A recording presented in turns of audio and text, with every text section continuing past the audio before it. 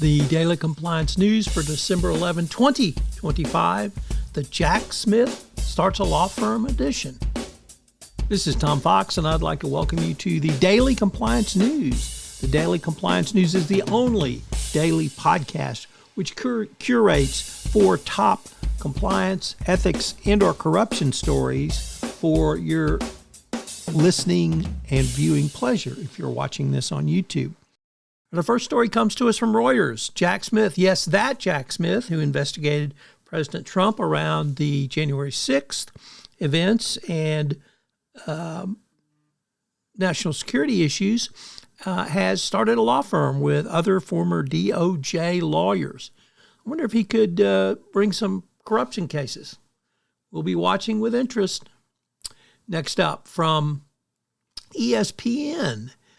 The Trump administration punts on convictions of more corrupt persons, and this time it was related to the FIFA scandal, as the DOJ has given up its right to preserve the convictions of a former Fox executive and South American sports media company in a corruption case related to rights for the FIFA soccer tournaments.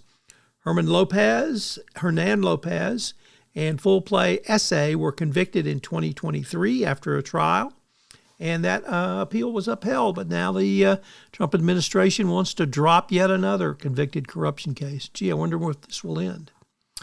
Next up, from the New York Times, New York's beleaguered cannabis market was grappling with the sudden collapse of a court case that had signaled an effort by state regulators to step up enforcement in that sector. On Monday, regulators in the state's Office of Cannabis Management withdrew charges in a major corruption case as a head of the agency resigned, and there was a firing official in charge of the investigation. Oops.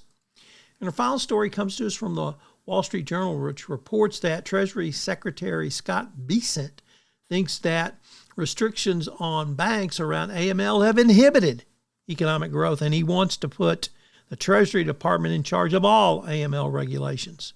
Well, of course, given the Trump administration's views on money laundering, one might suspect that this will mean a loosening of AML restrictions and bring the U.S. back into play as a haven for money laundering with the backing of the Treasury Department. The government agencies involved with money laundering are varied, and the Trump administration wants to end that variance by putting it all in the hands of Trump officials in the DOJ.